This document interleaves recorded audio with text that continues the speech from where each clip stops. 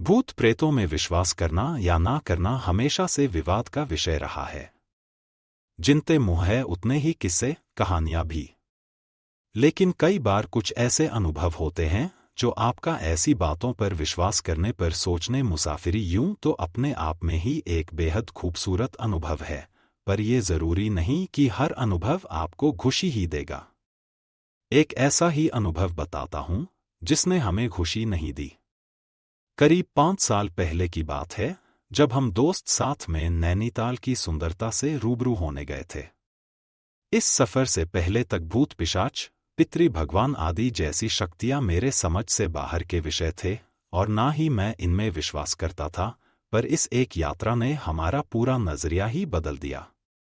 भगवान हो ना हो, पर अब किसी ये नहीं कहता कि भूत नहीं होते। नैनीताल के कब्रिस्तान की कहानी नैनीताल से करीब 6 किमी दूर भोवाली रोड पर ब्रिटिश काल में बने इस कब्रिस्तान का इतिहास बहुत पेचीदा है। सन 1850 के दशक के बीच यहां ब्रिटिश अधिकारियों को दफनाया जाता था।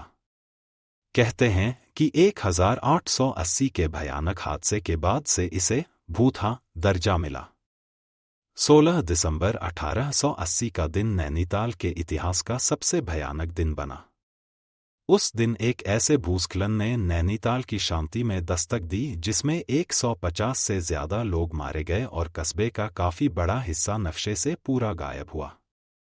कहते हैं हादसा इतना भयानक था कि बचाव अधिकारियों को लाशें ढूंढ निकालने में महीनों लग गए थे और उन जिंदगियों का आखिरी ठिकाना बना ये कब्रिस्तान। कब्रिस्तान में जाने से पहले मैं इसके इतिहास, इसकी कहानी से बिल्कुल अनजान था।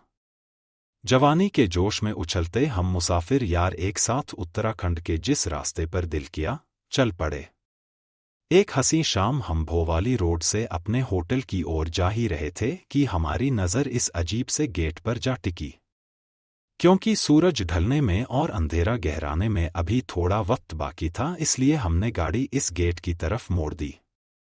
अंदर प्रवेश किया।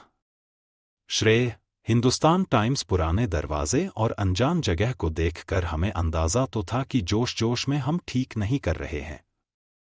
तभी अचानक मेरे एक दोस्त ने इस कब्रिस्तान से जुड़ा सन 1880 का किस्सा सुना दिया। हमें किस्सा सुना नहीं कि सबने अंदर जाने का इरादा पक्का कर लिया।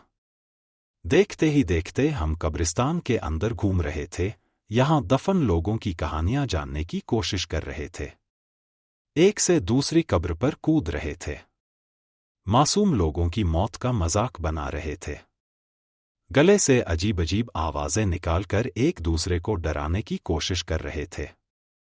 जवानी पर काबू ना हो तो कब लापरवाही हो जाती है पता ही नहीं चलता। शायद वहां दफन लोगों को हमारा बर्ताव भाया नहीं। करीब घंटे भर बाद हम वहां से रवाना हुए और मैंने फिर से गाड़ी ड्राइव करने की कमान संभाली। 1 घंटे बाद ही ऐसा लगा मानो मुझसे मेरी ताकत छीन ली गई हो। ये कोई आम थकान नहीं थी। अजीब, बेहद अजीब। ऐसा लगा जैसे शरीर से सारा खून पैरों के रास्ते बाहर निकाल लिया गया हो। दर्द मेरे बर्दाश्त से बाहर हो रहा था। शायद कोई बान्यटा, मांसपेशी का खिंचाव आ गया होगा, सोचकर मैं ड्राइव करता रहा। होटल पहुंचने के आधे घंटे के अंदर ही हम सबको काफी तेज बुखार चढ़ा। हम लगातार कांप रहे थे और हमें एहसास हो गया था कि कब्रिस्तान में जो हुआ वो ठीक नहीं था। पर अब क्या करें? कुछ समझ नहीं आया तो हमने झपकी लेने की सोची। कुछ घंटों बाद जब नींद खुली और बुखार ज्यों का त्यों मिला तो हम घबरा गए। हम में से एक दोस्त ने सूप पीने की सलाह दी। मुझे अभी भी याद है वो वेटर जो हमारे लिए सूप लेकर आया था। वेटर अजय ने कमरे में घुसते ही शायद भाप लिया था कि कुछ सही नहीं है। जिन लड़कों की सारी रातें पार्टियों में बीती, अब उन्हें जैसे सांप सूंघ गया है। देवदार के जंगलों की चुप्पी, श्रेय गुआवा गार्डन्स, इत्तेफाक कहो या अच्छी किस्मत, हमारी अजय से इस सिलसिले में खुल